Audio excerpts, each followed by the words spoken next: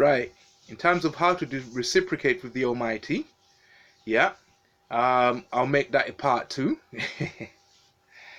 to the part one. Uh, it's it's a separate topic, but it's still reciprocating. Basically, when the Almighty shows you that He's a protector for you, yeah, when you understand it, that understanding you must be protective of. You must also protect your understanding of the Almighty. When the Almighty shows you, yeah, that He brings judgment whenever you are uh, mistreated. When you understand that, you must also protect that understanding. Yeah, yeah, because these are the things you know about the Almighty that keep you going. Yeah.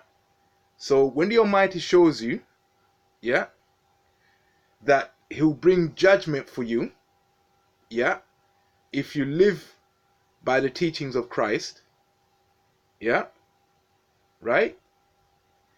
Then you must judge, yeah, by saying, okay, I must live by the teaching. I've judged that I must live by the teachings of Christ, yeah, because that will bring judgment for me if they ever mistreat me. Reciprocating with the Almighty is hard, because if you just reciprocate on review, if you do that for a year and then you review that year, you'll find that you have been doing what the Almighty wants. You have been bringing about His will. Yeah? Okay?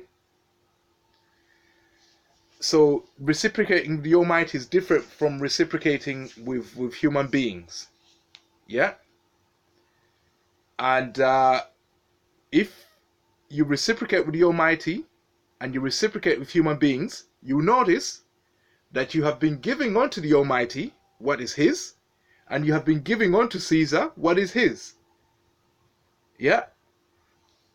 You got to understand Mosaic law, an eye for an eye, to understand how you can give unto Caesar's what is Caesar's, and to give unto the Almighty what is the Almighty. If anybody demands your mind, that belongs to the Almighty. You don't give them that, and you die. You'd rather you fight to the death to make sure that Caesar doesn't get that. But if all he wants is material things and women, if the women agree with that, there you go. Yeah? But you don't allow what has given themselves to Caesar, yeah, to be in your mind. Yeah? Okay? You don't allow them to be there. Because I'm outside of the church, I'm a bit wild. Yeah? If everybody has to see you as the Most High, yeah, in your mind. Because if they mistreat you in your mind, judgment will come. So they must see you as someone that they respect in your mind, because judgment will come if they don't. And the only way to do that is to see you as the Most High. They should not be doing that. They should not be seeing other people as the Most High. Yeah? So by being like that to them, hopefully, you'll put them off and they'll see the Most High in their own minds. Which is the ultimate aim of my church, is not to be worshipped, is to make sure you see the Almighty through yourselves. Alright? So you reciprocate with the Almighty. I'm still learning it. Because if the Almighty shows me that when I defend my mind and they violate me, He brings it round. Yeah, He brings judgment round to them. Yeah? I have to reciprocate that. Yeah? I have to reciprocate that. Yeah?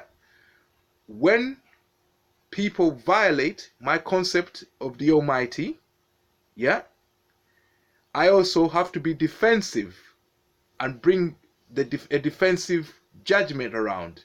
But what type of defensive judgment is it? This is when you turn to Christ for advice and guidance. Every reaction must be only in your mind, not out here. Out here, you accept whatever the effective, whatever your effective rights are, but you demand, yeah, complete autonomy, yeah, in your mind. They can make me feel like that out here, but never in there. And if they try to make me feel like that in there, the Almighty will bring destruction to them.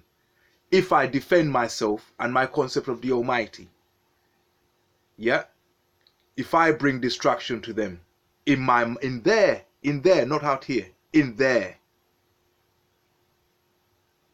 Okay? And that's it.